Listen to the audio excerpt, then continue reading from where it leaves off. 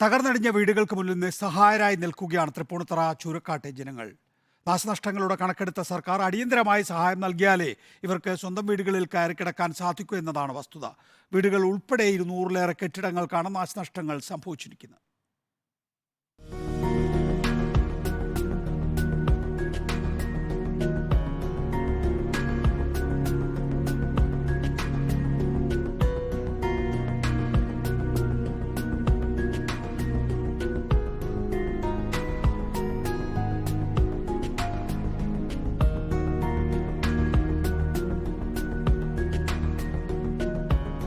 ഈ കെട്ടിടങ്ങൾക്കൊപ്പം നിലം പതിച്ചത് ഒരു പ്രദേശത്തെ ജനങ്ങളുടെയാകെ സ്വപ്നവും ഒരായുസിന്റെ അധ്വാനവുമാണ്. ഭാഗ്യം കൊണ്ട് മാത്രം ജീവൻ തിരിച്ചു കിട്ടിയവരുമുണ്ട് ഇക്കൂട്ടത്തിൽ. ഇന്നലത്തെ സ്ഫോടനത്തിന് സാക്ഷിയായ സേതുമാധവന്റെ വാക്കുകൾ കേൾക്കുക.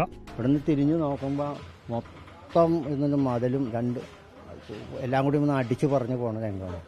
പിന്നെ നോക്കുമ്പോഴാണ് ഒരാൾ മതിലുമ ചാരി ഇരിപ്പുണ്ട്, ചോരയെ കുളിച്ച് വേറെ ചെറുപ്പക്കാരൻ കിടന്ന് കരയാണ്. ചാവുകയും സ്ഫോടനം എന്ന് പറഞ്ഞു ചെയ്താണ്ട് ഈ കാണുന്ന ഷട്ടർ വരെ പറഞ്ഞു പോയി. ഞങ്ങളെന്തിപ്പോൾ ഇതൊക്കെ പോകുമ്പോൾ അത്രയും ഭയങ്കര അതിശക്തിയുള്ള സ്ഫോടനം നടന്നത്. തകർന്നടിഞ്ഞ വീടുകൾ എങ്ങനെ പഴയ വിധത്തിലാക്കുമെന്നറിയാത്ത അന്താളിപ്പിലാണ് പലരും. തങ്ങൾക്കുണ്ടായ നഷ്ടങ്ങൾ എണ്ണി കണ്ണീർ വാർക്കുകയാണ് വീട്ടമ്മമാർ. 74 ജനല് കംപ്ലീറ്റ് ചില്ല് പൊട്ടിപ്പോയി, 3 ജനലുകൾ തെറിച്ചുപോയി, പറമ്പിൽ കിടന്നു. 8-9 ലക്ഷം രൂപ ഇല്ലാതെ എനിക്കതിനെ ശരിയാക്കാൻ പറ്റിയല്ല. കാരണം ഒത്തിരിയും സാധനങ്ങൾ നഷ്ടപ്പെട്ടിരിക്കുകയാണ്. ഒരുപാട് നാശനഷ്ടം, കയറാൻ പറ്റില്ലാത്ത പോലത്തെ ഇതാണ്. മൊത്തം ഗ്ലാസ്സൊക്കെ എല്ലാം പൊട്ടിക്കിടന്നു, ഡോറെല്ലാം തെറിച്ചു പോയി.